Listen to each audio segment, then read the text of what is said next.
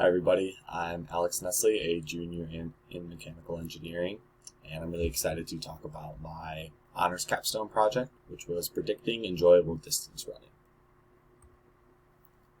So we've all heard about the importance of living an active lifestyle and the corresponding health benefits that come along with that, but less than 1/4 of adults actually reach fitness guidelines. Now, running is a simple and accessible form of exercise, but I don't know about you. Some days when I go out for a run, I feel awesome, and other days I feel terrible. And depending on how you feel, that totally influences whether I want to go out for another run again. Now, this inconsistency in running experience is something we've seen widespread. And so we ask the question, can we make running more consistently enjoyable? To date, 2 studies have investigated this exact question. They both looked at kinematics, one with the lower body and one on the wrist, and correlated that with effective valence, which is a psychology term, which basically is a measure of how good you're feeling. And they both found that biomechanics are correlated with running experience. However, we wanted to ask the question, can we do more than correlation? Can we do prediction and eventually some sort of feedback? So that takes us to the overall research goals. This is very long term. But the goal is to investigate the relationship between physiological and biomechanical parameters and the feeling you have on a run. So to do that, we had runners go out on a run and hooked up things like GPS, audio, ECG, which measures heart rate, and IMUs, which are inertial measurement units and measure motion. Then after gathering all this data, we would perform some sort of engineering analysis on it, create some features from this data, use that to predict running experience, and hopefully be able to bottle all of this up into a wearable, mobile biofeedback system specifically aimed at improving runs. Now, narrowing down the focus to the specific project goal of my honors capstone. So I mentioned that the overall goal had a variety of sensors on a person during the run. And my role on this honors capstone project was to assess the promise specifically of using the ECG and the related heart rate data as a component of this wearable biofeedback system. So a quick overview on what ECG is. So ECG is short for electrocardiogram, and it measures the electrical signal of the heart. You can see here the figure on this page is probably something you've seen before in a hospital or clinic setting. And this electrical signal is used to determine heart rate and a variety of heart rate related metrics. One such heart rate related metric is heart rate variability. And heart rate variability is defined as the variation in time between successive heartbeats. And what's exciting to us is heart rate variability has applications in a variety of different fields, from general health and ties to stress, sleep, and diet, as well as specifically exciting for us to exercise and emotion. Exercise in terms of the intensity of your workout, and also HRV has been used as a training tool to prescribe specific workouts based off of HRV coming into an exercise session. And on the emotion side, HRV has been tied to arousal and parasympathetic nervous system activity, which has us excited in terms of its potential relationship to enjoyment on a run. So moving on into the methods. To start, the data I looked at was just preliminary pilot data from 3 trial runs with 1 subject on the same course. This course was about 50 minutes of steady state overground running and took place on North Campus at U of M. Our subject was a female in her mid-20s and an experienced distance runner and racer. On the instrumentation side, our subject wore a Polar H10 chest strap heart rate monitor, sampling at 130 Hertz. And the Polar H10 is seen as the gold standard in commercial wearable ECGs. Then on the other side, we recorded the effective valence via the feeling score ratings. And remember that effective valence is how good you're feeling. And the feeling scale itself is pictured here on the right side of the screen, going from -5 very bad to +5 very good. Now, after collecting this raw ECG data, there was a few different problems with this that we needed to address before moving on to our heart rate variability feature calculation. So first off, the low sampling of the ECG. So I mentioned that our Polar H10 samples at 130 Hertz, and that's actually quite low compared to hospital-grade stationary ECGs.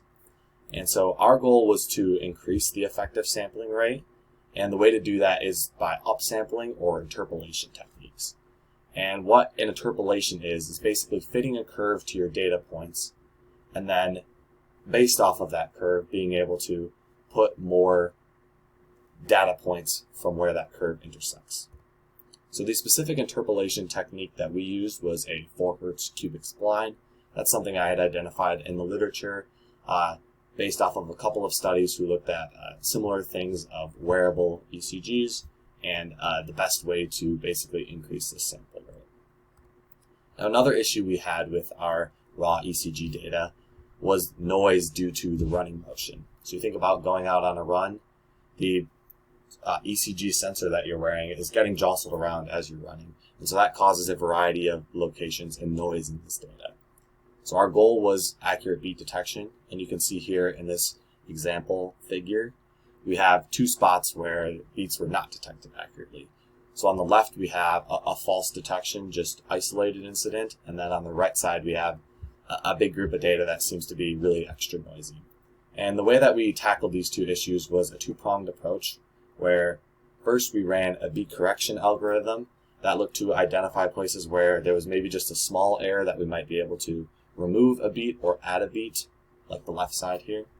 And then the second approach to that was on areas where there was just a lot of noise, we identified that and removed it from our data stream so that it didn't hurt our calculations later down the road.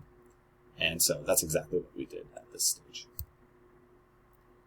Now, after pre-processing all of the data and calculating our HRV features, we now had a heart rate variability and feeling score data. But we had to ask the question, well, how do we compare the 2 of these?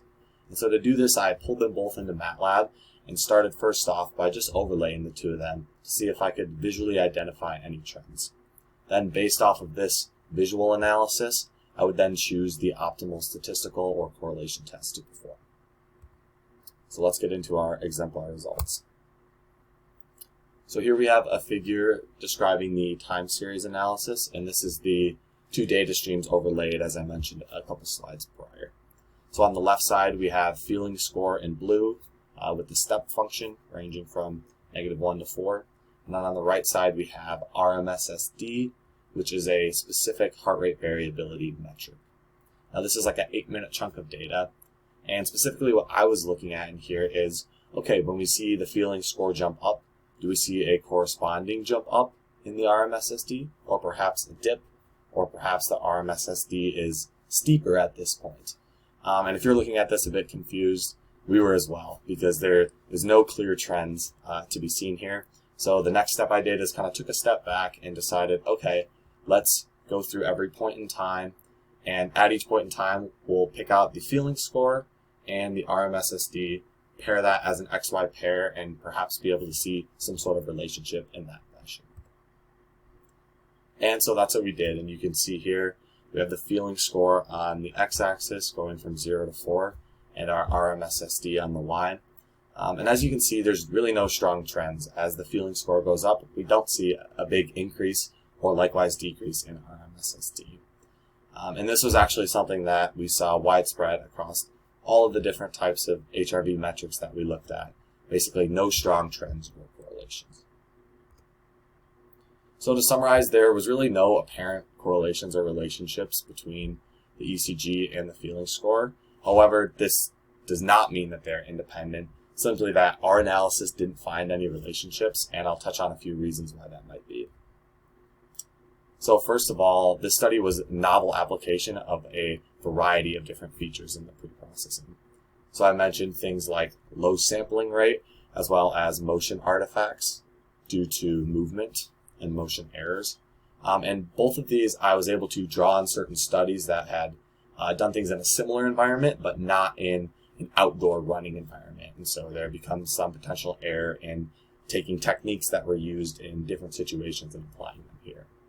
Secondly, this is very preliminary pilot data, so we mentioned just 1 subject and 3 individual runs, and that is by no means a overall amount of data that we need to make strong statistical conclusions. Next up, the feeling score reliability. So how you're feeling and how you rate your own feeling is inherently a subjective measure, and that has some unknown amount of error that makes it really hard to quantify. And lastly, the simplicity of analysis. So in my analysis, I looked visually to identify some trends, and then a simple XY correlation pairing. But it is possible that by doing some sort of more complex analysis, we might have been able to uncover some sort of relationship that we didn't see here.